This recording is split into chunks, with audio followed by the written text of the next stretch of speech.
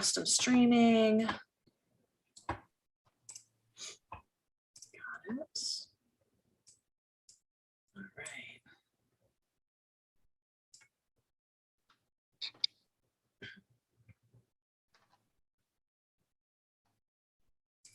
And it looks like we are live. Good afternoon, everyone, and welcome back. If you're joining us again, welcome for the first time if you're joining us for the first time today. My name is Sarah Gottwallis, and I'm one of the co-chairs of the Talbot Spivak Holocaust Memorial Committee. And today it is my honor and my privilege to introduce to you Mr. Richard Stein. Richard is going to be sharing his story with us as the child of a Holocaust survivor. His father was a Holocaust survivor. So he's going to be sharing a very interesting perspective with us today of his parents' story, his father's story, his family's story, as well as his perspective of what it was like to be a child growing up in a family where you had Holocaust survivors present. So this is a very interesting view that perhaps most of us, I'm going to go out on a limb and say, have not experienced prior to the events that we are holding today and as of yesterday as well. So I think I speak for Richard and all of the children and all of the survivors when I say that it is so incredibly important to hear as many survivor stories and as many testimonies as possible from the survivors themselves, from the children, from the grandchildren, all the descendants. Because going into the future, it's going to be up to us and future generations to continue to keep the truth of the Holocaust alive. There are far too many Holocaust deniers, and there are a lot of examples of anti-Semitism that are popping up, I was going to say in the country, but globally. This is our job to combat deniers and anti-Semitism going forward into the future. So survivors and future generations, descendants of survivors come to us. They're sharing these important moments, these important stories with us. And all that they ask in exchange is that we keep these tales and these stories alive. I think that's very little to ask in exchange for such vital information. So enough from me. Without further ado, I give to you the man of the hour, Mr. Richard Stein. Off to you, Richard. Thank you, Professor G. You know, I did not know you could refer to me as Mr. Richard Stein. This makes me Dr. Richard Stein right here, but that's okay. We've never discussed actually my schooling and my background. Well, anyway, folks, good afternoon. Yes, I am Richard Stein. I live right here in Lee County, and I was born 15 years after our subject today of Kristallnacht. I was born in the United States. Who am I to be talking to you?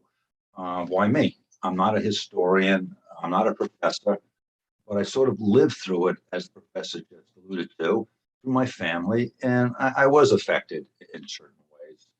Speaking of the Shoah is new to me.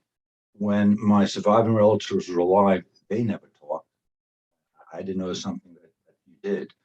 I think at the time I was being protected. They didn't want to share with me what happened. I was born in the US. I was the one who showed Hitler, we survived. We're here. The family's starting again. Why they want to burden me with the past? I don't know. Maybe they were not proud of what happened or were embarrassed or humiliated. I don't know.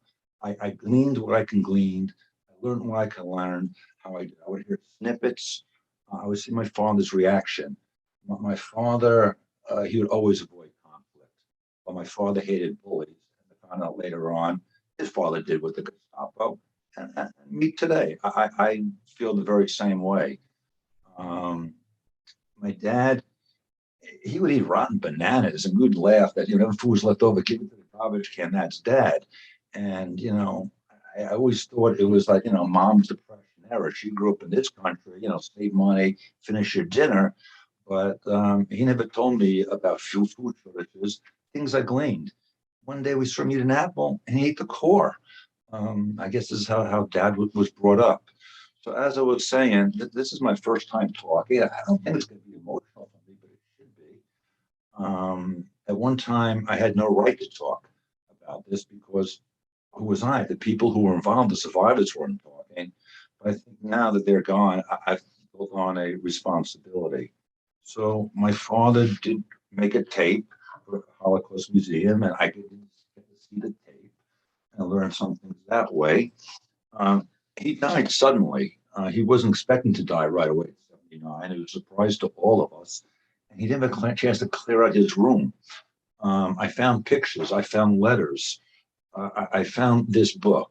The town they lived in was Thun on the Danube. And this book is written after the war. It says, Thun is Judenfrei, no more Jews. It's a book about the town, the village where he lived, as is this book, which I found. Whether he would have shared these books with me or burnt them before his death, I don't know. It's about the Jewish community in Tulln.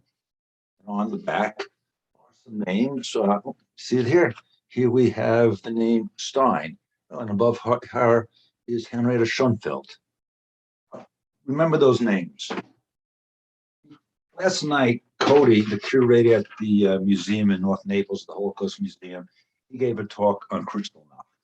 And he was standing right in front of this display. If you walk into the museum, don't worry about the looking at it. I know this display is in the back of Gallery 2. When you walk into the museum, the first thing you see is Gallery 1, a big picture of Anne Frank. Gallery 2 in the back, where Cody was sitting, was a little panel about Kristallnacht. And next is a picture of some people on a refugee ship right here. But let me give you a close-up of this refugee ship, these two ladies. And we see a couple of ladies as I blow up this picture on this refugee ship. And there's Miss Henrietta Schoenfeld I was talking about. And we see the back of the head of her daughter. Henrietta grew up in Otzenburg, which is outside of Bern, which is outside of Vienna. Maybe 20 miles to get to Tulln, another 10 miles Otzenburg, which is quite a distance in the days on horses. They came into Vienna. This is Henrietta, and two of her siblings. The other ones didn't make it to town or were too young to be in the family picture. Henrietta's sitting there with one of her sisters and her brother Ignaz. Did you know back in the day that Ignaz was called Nazi? That was a nickname for Ignaz, Nazi. That ended, of course, years later.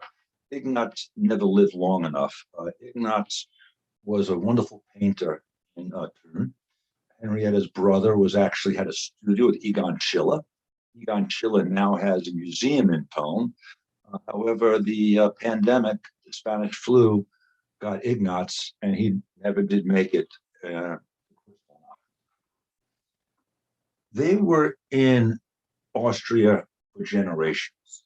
I don't know how long all of you have been in the United States, how long you've been here, but they were longer, I'm sure, than you've been in this country, your family's been in this country. And they were in the military. I believe this is the Austro-Hungarian army. They were involved. They were Austrian, for sure. But underneath Henrietta's name was a Stein, his daughter. I mean, my grandmother. And that's how I'm getting involved. This is family. My dad, Henrietta's grandson, he was born in Vienna in 1928. He lived there for a few years, but then as things got a little rougher, my grandfather kept the apartment in the city, but he sent his wife and son to the country to live with her parents. They had a place in Thun. It was safer to be there at that time. My grandfather felt he was safe, but he couldn't watch out for the whole family. And it was safe. There was some anti-Semitism, but no anti-Semitism that maybe somebody may feel today, or even I felt as a kid. You may hear a Jewish joke. Maybe somebody, when they're mad at you, will call you a Kreik, but it wasn't terrible anti-Semitism until the Anschluss of March 1938. My father says overnight, this wonderful, quaint Austrian town became a German village. Local people got on the bandwagon right away. The state was now sponsoring the anti-Semitism. Things got a bit tougher. And then a half a year later came Kristallnacht, the November pogroms, as the Germans call it. And at that point, things became intolerable. Once it was Kristallnacht, you couldn't leave your house. They had people who would shop and bring food. They were looking for ways to get out. The whole thing was to get out. It didn't matter where. If you can get a visa to Singapore, any place, all you wanted to do was get out. And Henrietta's husband was very important, instrumental in that. Julius Lieb Shapira, he was born in Hushatin, Eastern Galicia. It was Poland, now it's the Ukraine. And he married one of the Schoenfeld girls. He married Henrietta. I don't know how he found his farmer's daughter. Nevertheless, they became a successful family. He became a prominent shop owner in Brooklyn. He had a department store, he was a community leader. He was the president of the Kahila, which is a Jewish organization in town. And my father was telling me stories that he was from Germany, escape in the mid 30s, would stay overnight, maybe 2 nights. His grandfather, my grandfather Julius, would outfit them with maybe boots or coats and send them on the way. They had a bit of an underground railroad going on at the time. He donated to the community. He was very involved, just like I think we all are in our communities nowadays. He had his 4 daughters. He was able to get visas. They all were able to get the visas and to go to Cuba. I will say, after hearing the last talk from Renee, Henrietta's nephew, he lived. I always heard he was thrown from the train as his parents were going to the concentration camp. Well, finally, several years ago, I got to meet cousin Heinz, who, when hidden, became Henry and became Catholic. And when we met, I told him, I said, I know about you. I know about the train. In perfect English, he says, and he spoke wonderful English. He told me the true story. Yes, his parents were picked up. Even as a young child, they told him which family to go to in case he weren't home, if he ever was alone. And he was alone, and they weren't home. He went to this neighbor who really didn't want them. Henry was shipped off, was dropped off in a monastery. I don't know the story, but his father retrieved him. They came to America, and cousin Henry, Henri, was in the United States Air Force. He's a veteran of our United States Air Force. At which point he met a French girl, moved back. He's been living in France ever since.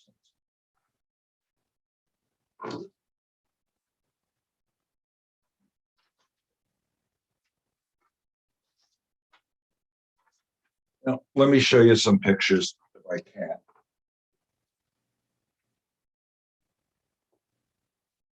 Here's a picture of my grandfather. This is Ludwig Stein, just when he was courting my grandmother, his Vienna, got a fancy car. My understanding that the Steins were military people, government people, very entrenched in German government, German policy. They were Germans, basically.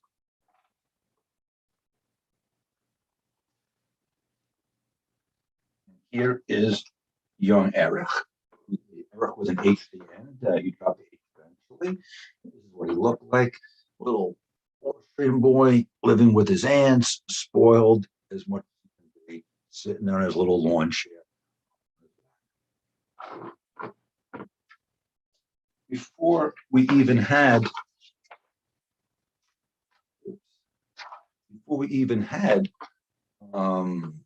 Anschluss, the store was very busy. They had a sensational, a little better for you, I'm sorry, a sensational white sale at the department store, Schoenfeld and Shapira. Good bargains. Look at the prices over here. Right before the Anschluss. The date on here would be February. The Anschluss came in March. In the book I showed you earlier, there's a page about the business and the family. Over here, it does tell you about, look at this, the warehouse with bargains. Shapira and Schoenfeld in, vice versa, sorry, in Thun. Julius Shapira, the owner, I don't know what happened. He went out to defend his store. I never heard the full story, how he was beat, what happened, but he did have a heart attack that night. And he did his best. They had mental scars after this. There was beatings. They were low on food. But Julius secured the visas. He got visas to Cuba. He would have gone anywhere but Cuba they have. He had to find a train to get to Hamburg because the ship they found was leaving from Hamburg down to Cuba. So these were things that had to be arranged. With visas, you could get to travel through, it could happen. So he was able to get steerage bookage on the MS St. Louis, and the plan was in March to get out. Henrietta, if you see here, she was born in 1879. Believe it or not, I knew two of her sisters. They made it out, one in the picture and the other one, the picture I showed you earlier. They lived in Bronx, New York. I grew up in New York younger. They were at my bar mitzvah, these two ladies. And yes, I knew ladies who were born in the 1880s. So they knew people back around the Civil War era. I think it's a good thing that we talk to our elders. We learn a lot. Um, you know, listen to what I'm saying right here today. Look what I've learned. Go home, talk to your grandparents. Were they born in Florida? Were they born in some other state? Were they in some other country? And they tell you stories about their grandparents. And guess what? If you have grandparents, you're lucky. I had one set of grandparents because my mother's family came over in the last program, the one from Russia. And so my mom was here already, but I had no grandparents on my father's side. And a lot of the surviving children I knew had no grandparents at all. And grandparents was a strange situation to them. But back about the family of Mrs. Shapira. Julius, again, 4 daughters. We talked about Fritzy, Frederica. She was the lady on the picture I showed you with her mother on the refugee ship at St. Louis. And she had to come with them because she was married. Her husband passed away. I don't know the circumstances of his passing. She was living with her in-laws. When things got rough, as it turned out, Mr. Weasel, her husband, was not Jewish. And once her in-laws, things got tough, she was not welcome in their home anymore. And she moved into her father's house once again with my grandmother and my father.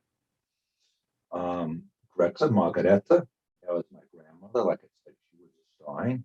I never met my grandmother. She died in 1940. The war was tough on these people. The chronicity of stress brought out disease. She had asthma, and she succumbed very young at 40 years old. I didn't get a chance to meet her until this summer. I'll get back to that.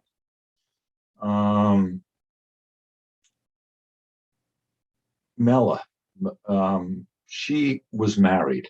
Therefore, her husband took care of her. Husband Herman, who we call his kids Herman the German, he was from Bavaria, and he was picked up and sent to the concentration camp earlier, back around, I don't know, before the Nuremberg laws, after Nuremberg laws. Professor, you could fill us in a little bit later. But he was taken to the concentration camp. They weren't killing people at the time. He just got the notice, leave our country. And like I said, the Steins were proud Germans, but they were stripped of the government titles, of the military title, everything that was gone. The smart ones got out, and I will get back to that later as well. My Aunt Miller, right after the war, where did they move? Well, what they did was they hid out in France during the war. Why in France? Actually, southern France was safer from the Nazis. Herman had a sister who was a doctor down there, and that is where they hid out during the war. What they did, what they were involved with, I don't know. I do know my Aunt Mella was a very tough woman. You know, how the Holocaust affected me directly was my father was a 10-year-old boy terrorized in the house. My Aunt Mella was a woman in her 30s in a whole different situation, with more anger than fear. And I lived with her for a while, and I had to fill an application at one time. And being an American, the things I thought were relevant, I left off. Like I was in Germany, and I had to fill out every line, and the line that said religion. I wrote down Judah, and the lady said, "Boss," and I said, "Jewish." "Boss, I made a Jewish star, a 6-point star." She didn't know what I was talking about. I came home and I relayed the story to my Aunt Mella. who, oh my God, if it wasn't dark and 30 miles away, I think she would run over the right then and there and grab this. She told me the next day, if you see this woman, you tell you're mosaicist. I guess that's the German way to say in Jewish. I never did see that woman again, but it just goes to show how different people are affected in different ways.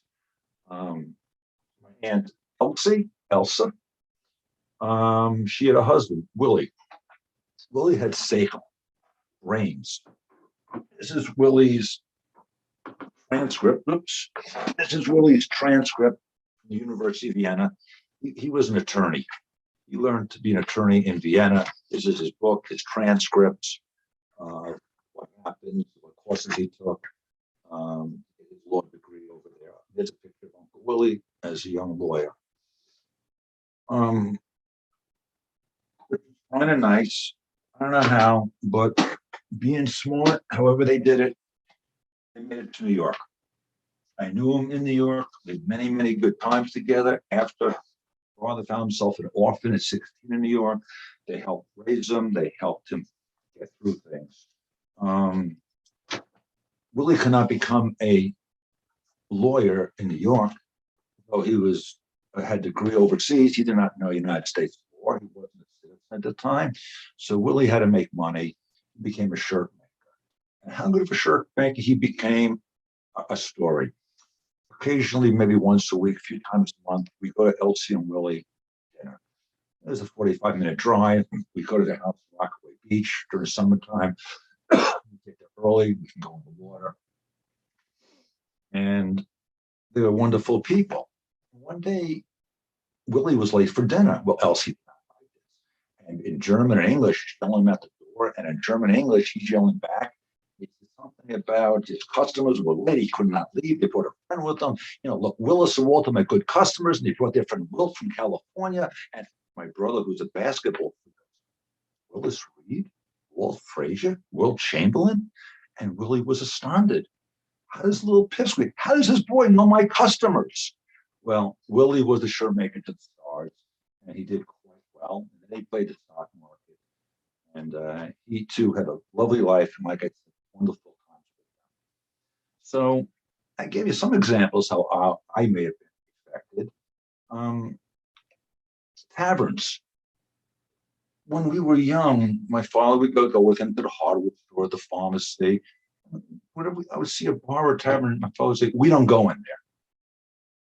I thought it was maybe the place not for Jewish people. I didn't know until I understood what happened in the taverns back home, how he was not invited back in Austria. He was not. And I was affected until even recently where, I'm not going to that seafood place, bar and grill. And, my wife says, it's a restaurant. And she had to retrain me that, it's nothing inappropriate, but a doctor eating in a bar and grill. It's not a bar. Or you can get beaten up, whatever the reason may be. But another big theme, I think you heard me say, is get out. This has been in my head. And even before there was drills in the schools, active shooter drills, I'm talking about 25 years ago when my kids were young, I taught them if there was trouble in the school, how to get out. They knew that if there was any trouble in the school, I'd be at the water tower. I'd meet them by the water tower. They could get into the woods. I didn't realize how much this permeated me. When I built my house, my son's bedroom, there's only one door out. And if there was fire, I gave him a little ladder to go out the window. And not only that, I gave him a hammer so he can go through the wall, go through the sheetrock in case the window was blocked. Where this come from? Well, one example was we were up in Vermont having lunch at a ski resort. My father, myself, and my older brother, cousin Artie, when my mother's first cousin's dad passed away again suddenly. He was 5 years older than me. He lived with us for a while. And we're having lunch there one day. And I say to my dad, look, there's a little bit of fire outside. And I think it's maybe on the wall of the building. People throwing water on it. We had just got a meal. It was impossible to find a table. There was crowds. Dad goes, go, get out. And he grabbed me, get out. And we left. I mean, fire was out. I mean, we went back in, we ate our food. It was nothing. We got out. But you know what? about 20 years ago in September, my cousin Artie was in the World Trade Center. And the people in the microphones were telling him, it's safe, stay in your desk, stay in your desk. Artie got out. Anyway, I'll show you a map, just a little review a little bit. Germany there in brown, as you know, it goes all the way up to Scandinavia and almost down to the Mediterranean. It's a big country. According to Hitler, that was only part of Germany. He was born Austria. He felt he was a German. I mean, this was all, he figured all Germany. And just to give you an idea about what I'm talking about, where people live, oh, it's going to be difficult. But Vienna is, where's my finger? Way over here in Austria, and Berlin is way up here. So if my dad wanted to see his grandparents, his father's family, it was a tough trip. He didn't want to go through Prague.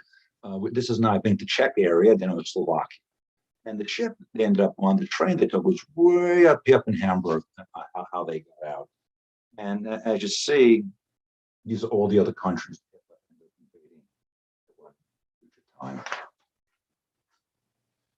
Well, they got out of Ulm, they got their visa, and they got their stuff out too. Somehow they're able to ship the stuff. And you'll see here that there's a whole manifest of cargo that they're able to ship to Elsie Altschiller and Elsie, who married to Willie Altschiller.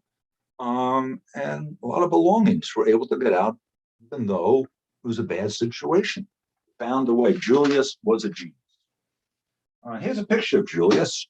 This is, we've seen lots of pictures of people walking on the Hamburg-American line. The St. Louis wasn't a refugee ship.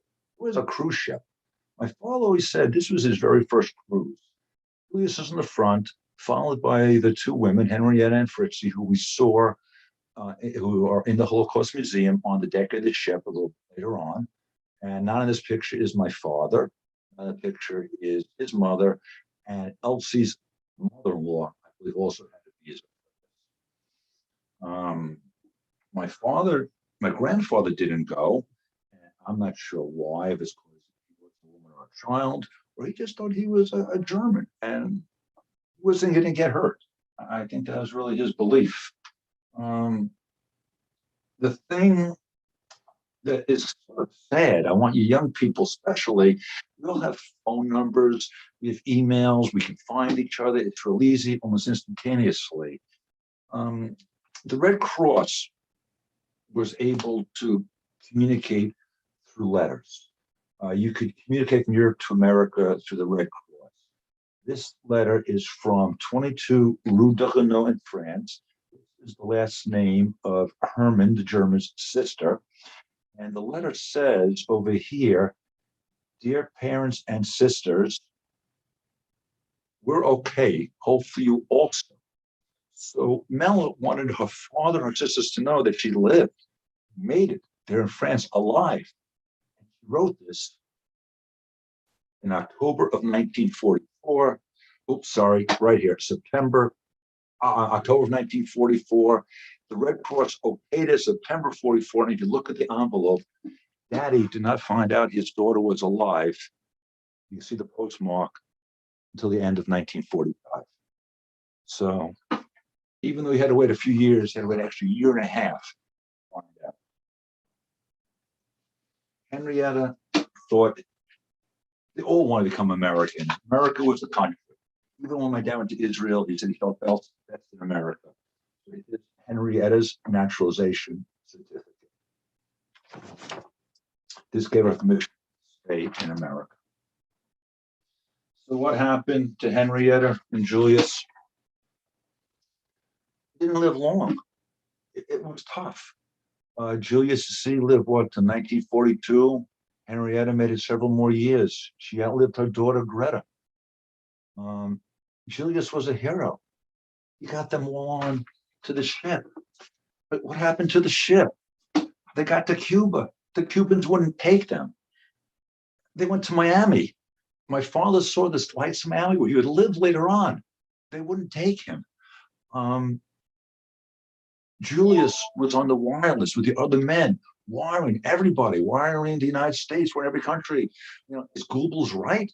Nobody wanted dirty Jews? Could any country please take us? They were lucky. They were fortunate because the ship had to go back to Europe, but they knew enough English. They were one of the 25% to get off. My father saw people jumping the ship and swimming for shore. Other people slitting their wrists. Probably none of those people made it. A few did. People did get off. That was found out years later.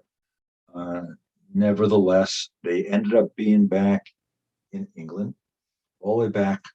They did not have to go up the ship like the other folks did in those countries I showed you before: France, Belgium, Holland. The Nazis came in and got them again later. Eventually, Julius was able to get his kids, grandchild, on a ship, the Canard Scythia, in August of 1940, to go to New York. My dad always said it was tough being an illegal alien in England. You had 3 meals a day, and you weren't a dirty Jew. Julius came over on the next ship, and soon after that, ships were being torpedoed, and not many people were coming to America after that. And I said earlier that I finally met my grandmother this summer. My father used to visit her grave. Never took us. It was a very private thing. He'd bring plants, he'd bring gardening tools, he spent time with his mother. I didn't even know what she was buried under. Margarita, Greta, Stein, Schoenfeld, Shapiro. Maybe she got remarried. I really didn't know. But my father visited her grave. So I talked to my cousin, Henrietta's other grandson, living in East France. Yes, at the house, same house, 22 Rue de Canot in Nice. He's still there. And he went ahead and let me know that, oh, yeah, I went to your grandmother's grave. She's right by with the Triple Crown, and she's right by the Kentucky Derby. Well, we're nowhere near Kentucky, but this summer I went back to my 50th high school reunion in New York. I found the Jewish cemetery near Belmont, by the Triple Crown. Couldn't find her with a normal computer system. Talked to the people at the desk. They pulled out these old cloth maps written in some sort of grease paint, and they found her. So finally got to meet her this past summer.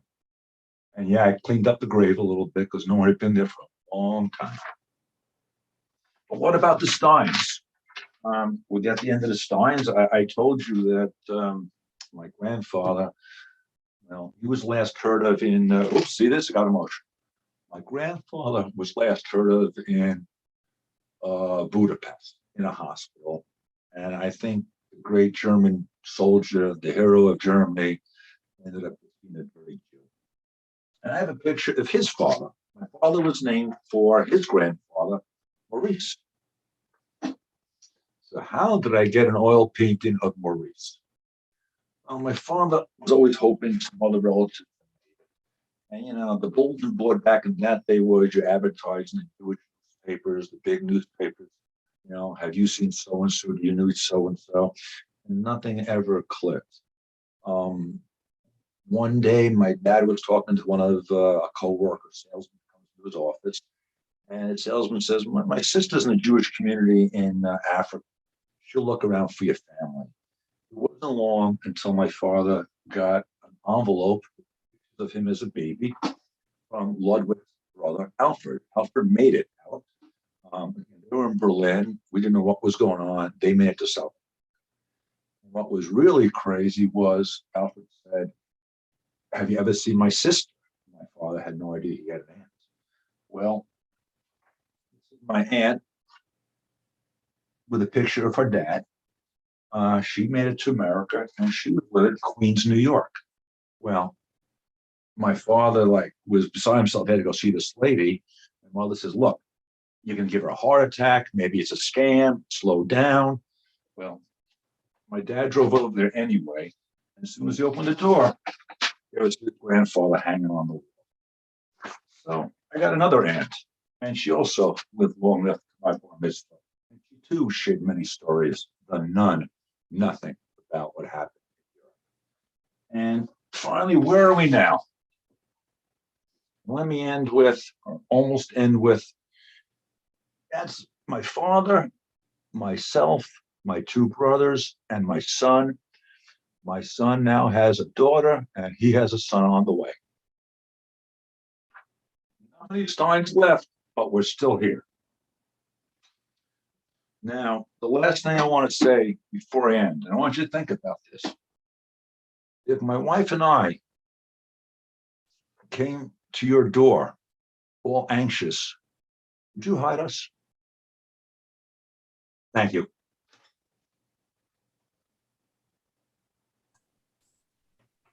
Excellent, Richard. Excellent question. Excellent question to leave off on as well. Think about that. I mean, obviously, you know, we're not in person for us to talk back and forth amongst the audience, but as Richard said, think about that. Would you hide he and his wife if they came to the door anxious, needing help? Or your best friend. Yeah. We had a program against the Muslims or against the Hispanic, or whatever could happen in the future. People with their hair, anything, absolutely anything. It's a very internal questioning question. It's so intense, I can't even speak properly right now. So in the comment box, if you guys have questions for Dr. Stein, just post them right there and I will relay those questions. Lots of folks thanking you for sharing your story, thanking you for sharing such a powerful question. And I was trying to keep a little bit of a family tree here. I'll probably have to talk to you after and try to rebuild lots of great stories. And I was getting frustrated with myself because I couldn't keep track of everybody. And then it dawned on me, the real message to take away from this is that you and your family were able to completely deny Hitler of what he wanted the most, and that was to extinguish you. He totally failed there. You mentioned that in the beginning of your talk. You said he failed. I think that now that we have seen how plentiful and wonderful and beautiful your family is, to say that he failed is kind of an understatement now, right? We all use the word survivor. I like to also use the word thriver. Yes. What a good point. Absolutely. Because you can survive, but to thrive is an entirely different definition. Absolutely. Absolutely. I also wanted to mention that your story is going to be in the Holocaust Museum newsletter for Naples, correct? The Naples Holocaust Museum. So it's go ahead. You know, some of the things I touched on and a little embellishment, maybe I touched on something else, but yeah, there's so many different levels to the family, things I never knew. You know, I never studied the Holocaust. Why? Because I wasn't allowed to. But that no one told me I wasn't allowed to. I didn't allow myself because we never talked about it. Right. And sometimes you don't know if it's okay to ask, or look, I'm a historian, so I've talked to a lot of people who have fascinating stories who don't believe they have fascinating stories. And I'm thinking, you ran out of a burning building. You just narrowly missed making the train to get into work at the Trade Center on 9/11. How can you possibly think that you don't have a story? I haven't experienced any of that. Oh, you heard about cousin Steven? His train was late. I didn't know you knew about him. Exactly. Seriously. So, I had three cousins working at World Trade Center.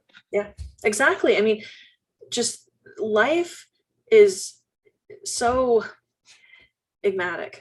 Just all these different little stories and all these different little paths that take us down one way or another, all these little quick decisions that impact your entire future. No pressure, but that we all live those every single day, right? It's absolutely amazing. And you hit the nail on the head when you said you've got to talk to your family. My husband's grandfather just turned, I believe, 87, and he was in the Korean War. And a few years ago, we all went out to dinner to celebrate his wife's birthday. And he and I are sitting across the table from each other at this restaurant. And out of nowhere, he starts telling me about his experience in Korea.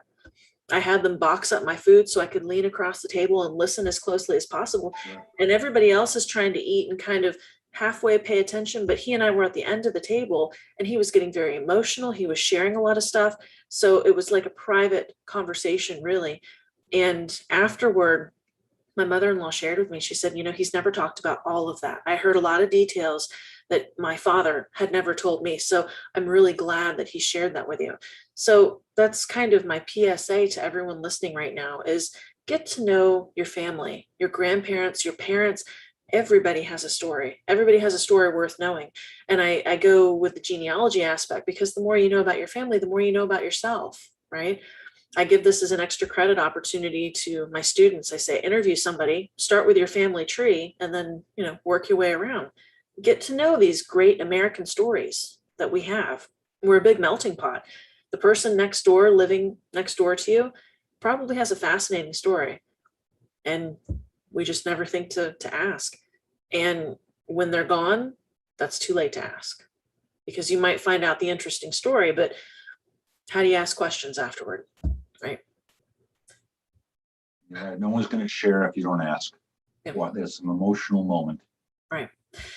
Yep. And that's, I think, why I was so hesitant to ask my husband's grandfather any questions because I didn't want to make it too emotional. I didn't want to dig in too much. I talk a lot with Holocaust survivors, with Vietnam veterans.